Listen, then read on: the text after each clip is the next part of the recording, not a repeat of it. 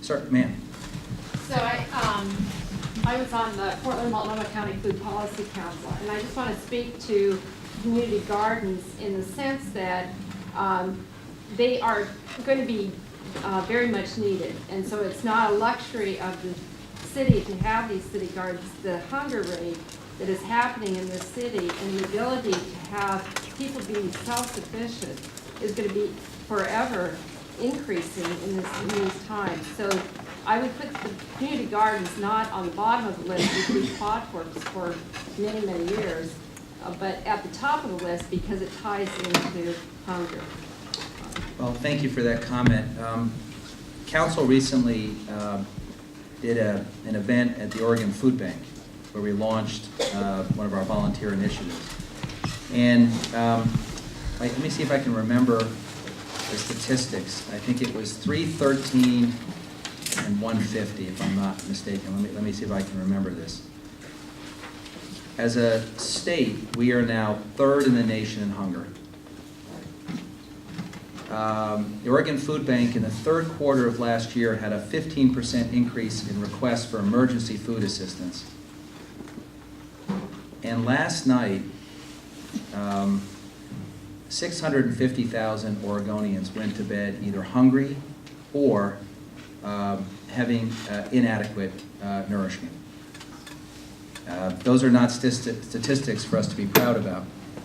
And so I agree with you that community gardens play a vital role. Community building, getting people outside, people grow their own food. Challenge that I have is that currently we charge people $50 per garden, which means that we subsidize 75% of the garden, the city does. We proposed an increase in that fee, which would reduce our subsidy to about 56%. The overall net revenue to us is $25,000 under the proposal. And what I have said to the friends of community gardens is I will go out and raise the money with them. And one thing I think we have not fully explored is involving our nurseries in helping us. Because a lot of nurseries and other folks in town I think would love to be more engaged with our community gardens. Plus we continue to have scholarship programs for people that otherwise can't afford it. But I am very aware, I'm a huge supporter of community gardens, and they will not become unaffordable under my watch. There may be a fee adjustment that we have to consider to get through this budget cycle, but I've committed to helping to raise the money so that we can actually return that money to the plot holders. Thank you. Sir? Just to sort of follow up on that question. I don't know what the statistics are. I'm wondering maybe you can help shed some light. I've heard that it's very difficult to get onto these lists, to get a plot at the community garden, that if we got a new one, it would still only be able to serve a handful of people in our community.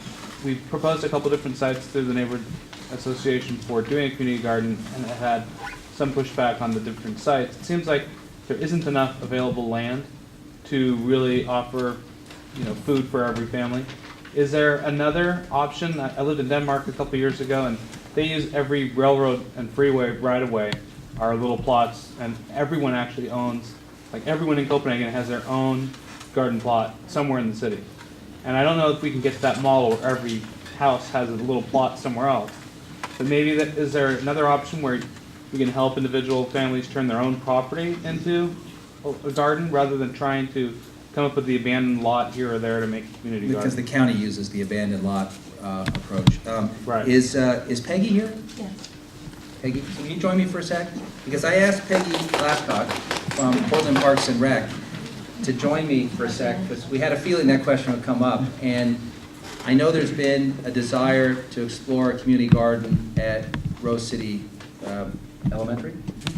Rose City Elementary. So Peggy's going to answer that for you. I can answer some of it. I have had a community garden, and the reason that there's long lines of people to get one is because there is a huge backlog of people, and there isn't much property, so you're right in that. The property owned by the school district is, of course, run by the school district, and so I can't really talk to that. The property at Fraser Park, which is one of the areas that people were wanting to have a community garden, it does not actually have water accessible to it right now. And so one of the problems with that site is it would cost $10,000 to add a water meter and the piping in to be able to get water access to the garden. The soil's also really bad, and we'd have to amend that, but that's pretty much, the person who runs our community gardens is Leslie Pole Coswell, and she's really good at that. That's one of the things that she's wonderful at. So, yeah, it's just a matter of finding the money to put the water meter in. I think everybody else has stuff for it. So let's do some business tonight. And thank you. And we're very fortunate to have